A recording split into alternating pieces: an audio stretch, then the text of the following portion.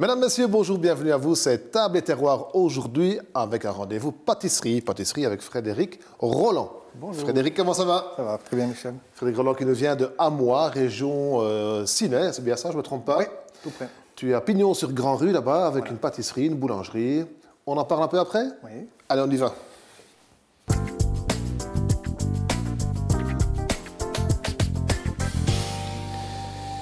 Et voici la cuisine. Le fourneau t'appartient pour une durée de 20 minutes. Frédéric Rolland.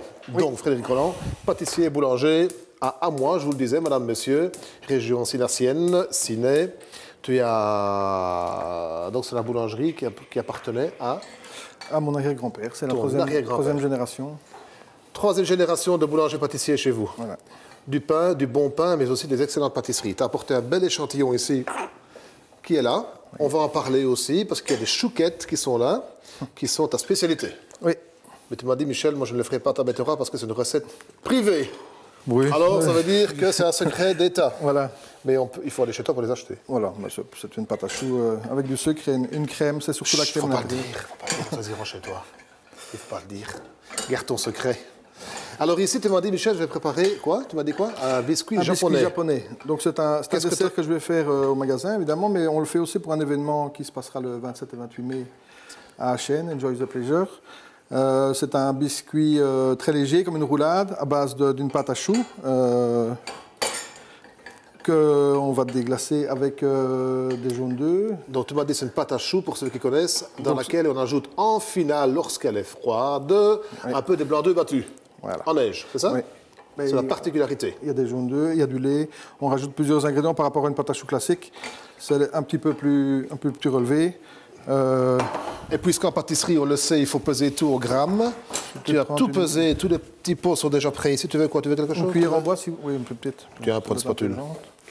Merci. Une spatule, Frédéric, qui nous rejoint aujourd'hui. Mesdames, Messieurs, Table et Terroir, c'est avec un pâtissier, boulanger, qui va nous faire un dessert à l'assiette.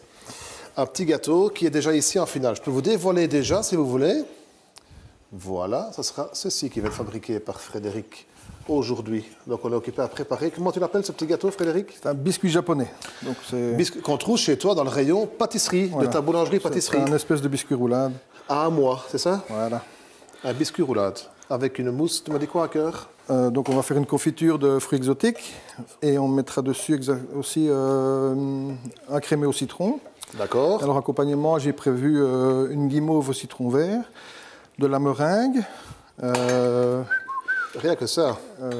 Alors il y a une petite pensée comestible que je vois ici. Oui, et puis alors j'ai fait un sushi d'ananas. Ok. Avec une mangue à l'intérieur. Donc c'est un sushi que je fais avec du riz à la crème que j'ai cuit hier. Ok, attends, parce que tu es occupé à tout mettre les ingrédients, explique-nous au fur et à mesure. En fait, j'ai fait le roux donc, de la pâte à choux, je rajoute les jaunes d'œufs. Maintenant, je vais rajouter les œufs entiers. Pour la recette, on demandera à nos amis de TV Luxe de mettre la recette sur le Facebook, parce que c'est vrai que les ingrédients, ça rigole pas en pâtisserie, il faut vraiment tenir compte. Il voilà. faut tout peser. Donc là, c'est pâte à choux. On fait ça hors du feu, évidemment. Hein. Hors du feu, parce qu'il y a du jaune. Voilà. Sinon, on va faire une omelette. On se dépêche.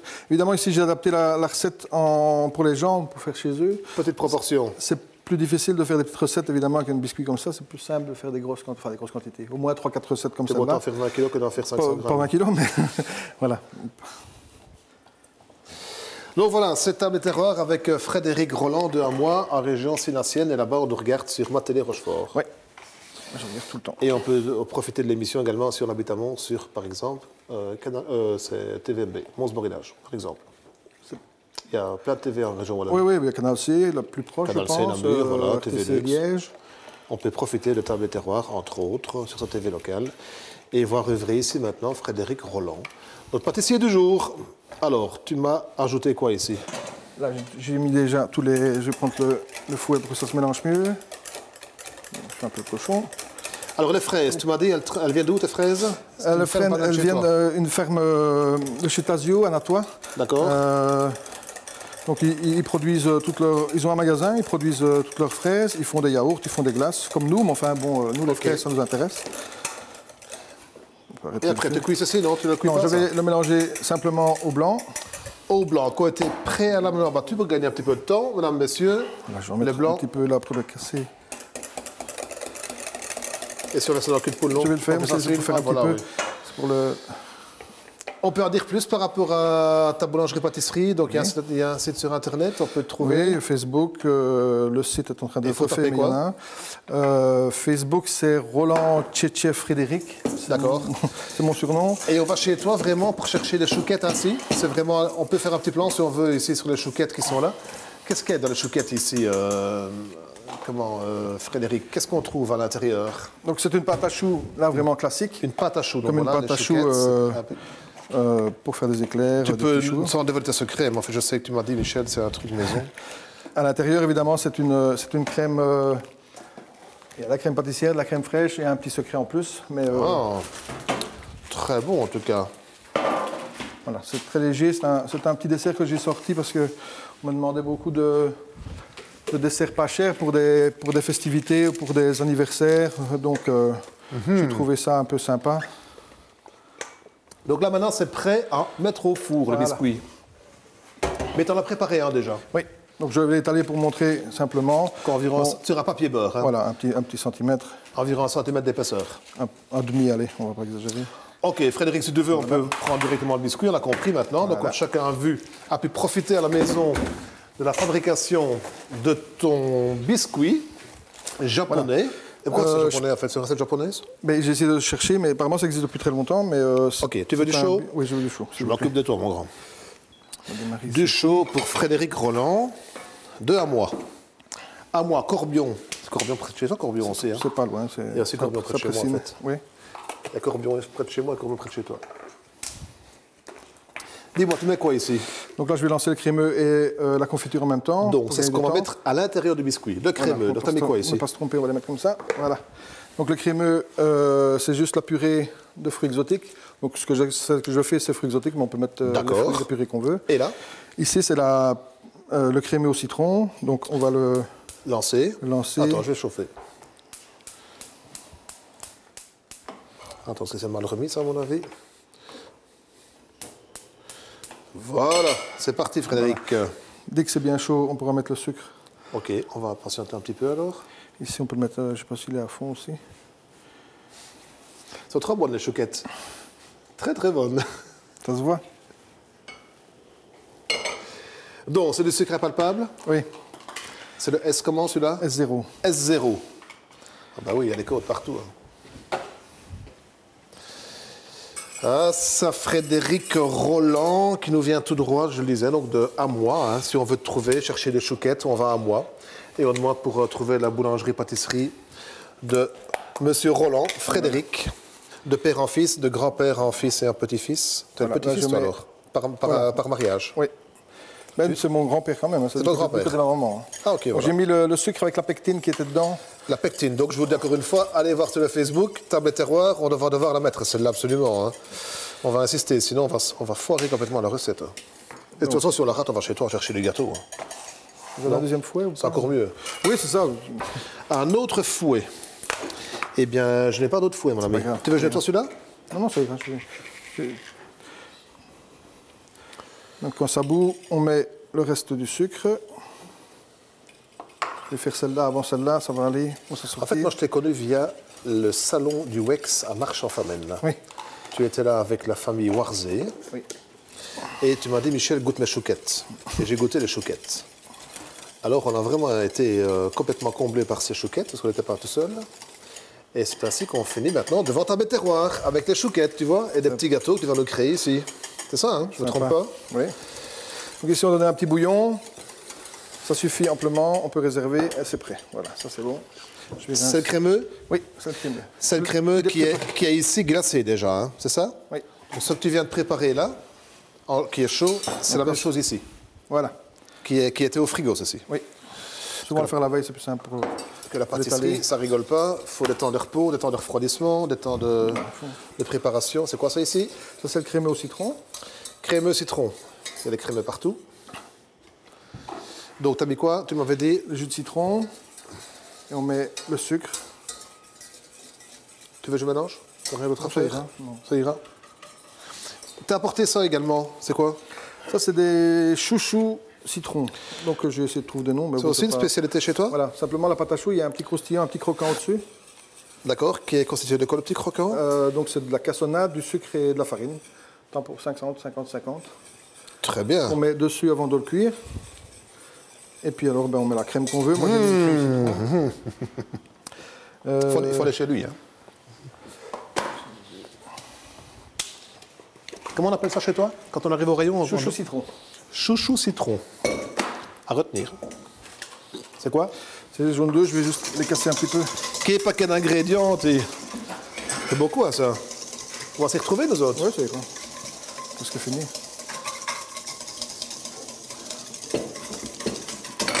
C'est chaud. Moi, j'ai la recette ici, hein, donc je mets le citron. Je la transférerai pour que chacun puisse en profiter. Sur les jaunes d'œufs en mélangeant très fort. Mélangeant, sinon le jaune va cuire comme une omelette. Voilà. Hop là.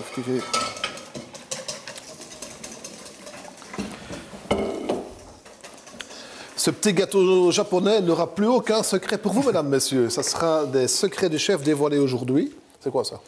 Ça, c'est le chocolat blanc. Chocolat blanc. J'ai remplacé dans le crémeux, j'ai remplacé le chocolat blanc par la gélatine, par du chocolat blanc. Donc, on peut y aller. Maintenant? Normalement, on doit attendre un peu, mais comme ici, c'est la recette, il n'y a pas de souci. Pas de souci, on peut y aller. Ça va, il y a tout le pot qui diminue. Il y a encore le crémeux, c'est quoi ici? Non, ça c'est le beurre. On va le mettre à la fin. Bon, le beurre, c'est toujours la même chose. On peut laisser refroidir jusqu'à 30-40 degrés. Ici, on va le mettre, ça ne changera rien. On préconise toujours de le mettre à la fin pour ne pas qu'il cuise. Mais ici, il est bien froid, donc ça va. Ok, je mets tout? On va mettre un petit peu à la fois. Ah, un petit peu à la fois. Oula. Voilà.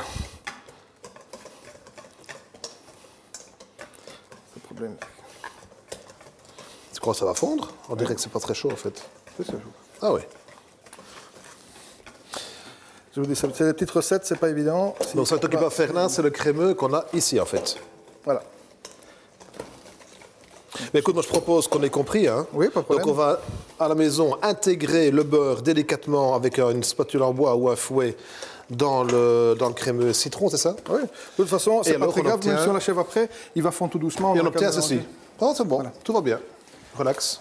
Cool, Raoul. Voilà. Voilà, maintenant je vais monter le gâteau, donc je vais prendre tes ingrédients.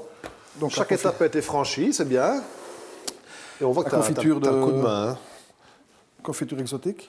Exotique. On en met un petit donc peu. on n'imbibe pas le biscuit. Non, hein. je vais l'étaler tout doucement. Petite palette. Une spatule. Regarde ici ce que tu peux trouver. J'ai ça, ça t'arrange. Donc on en met une fine couche partout. Donc j'ai déjà apporté ici, Frédéric, pour ta facilité, le gâteau tel que tu le prépares, en fait, c'est ça. Hein. Voilà. Ici, il y a une petite fraise dessus. Voilà, c'est une fraise pêche. Fraise pêche, voilà. On dirait qu'elle n'est pas mûre, mais en fait, elle est mûre. C'est des variétés un peu spéciales. C'est comme les pêches blanches. Avec le citron et le fruit exotique, ça me semblait sympa. Donc l'idéal, c'est toujours d'attendre un petit peu que ça sèche un petit peu pour avoir facile de mettre la crème citron. Ici, pour l'émission, on va le faire tout de suite, mais ça devrait aller.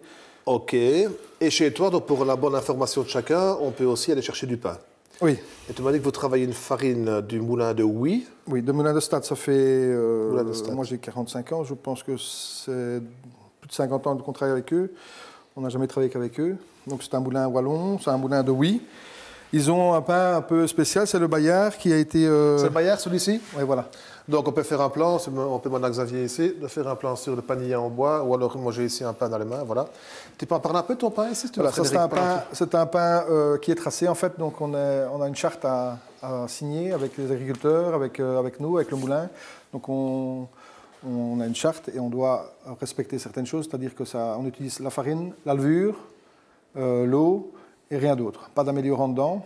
Un processus un peu plus long, donc une pâte qui peut être préparée la veille, un polish, on appelle ça. Donc on met la moitié de la farine avec toute l'eau, pour que l'eau soit bien et le Bayard tel qu'il est là, si je vais demander dans une autre boulangerie que la tienne un Bayard, j'aurai le même pain alors? Normalement, il n'y a pas de problème, on est tous à la même enseigne. Et j'imagine que tu n'as pas que du Bayard chez toi, il y a d'autres pains? Non, il y a toutes les sortes de pains. Pain gris, pain blanc, pain millénaire, pain demi-gris, pain 7 céréales, pain vita, pain... Donc tu es en tout cas boulanger, mais surtout pâtissier ou plutôt boulanger? Du départ, c'est une boulangerie d'abord. Mais bon, quand je suis sorti de l'école, j'ai commencé à développer la pâtisserie. Qu'est-ce que tu as fait comme étude? J'étais au CERI à Anderlecht. Ok. Bien. Je montre comment on roule. Vas-y, mon ami. Voilà. On fait un roule plan sur Frédéric qui simplement prépare sur rouler le le biscuit. On roule tout doucement en tenant le... Papier beurre. Voilà. Et on fait un beau rond. Voilà. Comme pour une bûche. Voilà.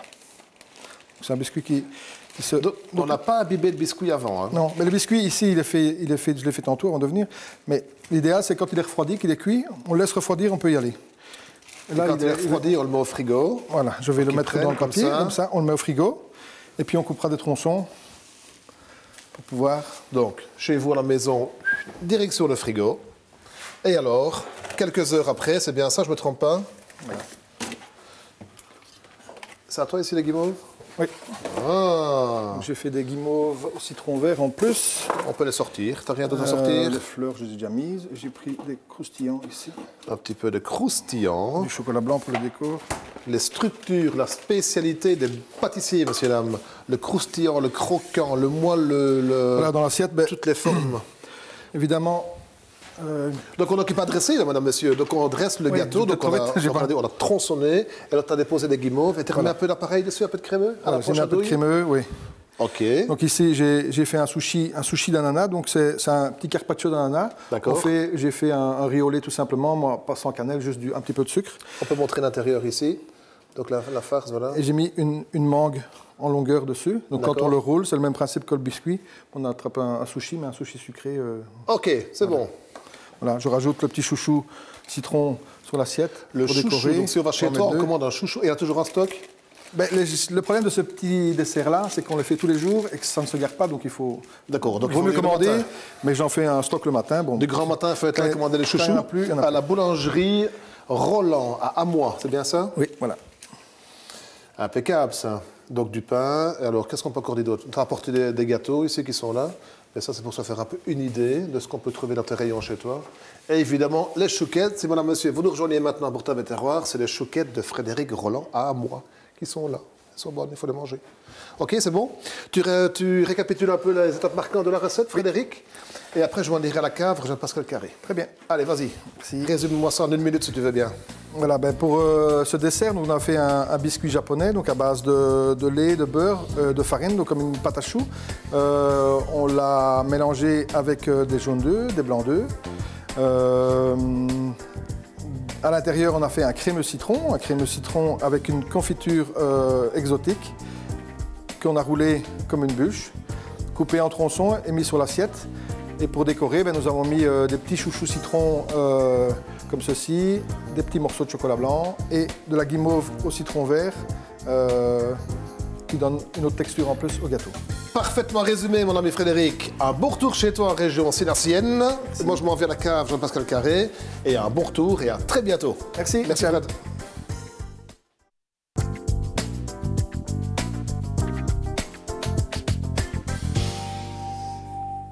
Et voici, mesdames, messieurs, la séquence 20. Mon cher Pascal, bonjour. Bonjour Michel. Il fait pas très chaud dans la cave. Hein. Eh bien, non, monsieur, rien, on a ce qu'il faut pour se réchauffer. Voilà ce qu'il faut pour se réchauffer, en effet. Voilà, donc on a pu voir un gâteau japonais très sympa de Frédéric Roland, qui nous vient de la région de Sinaï.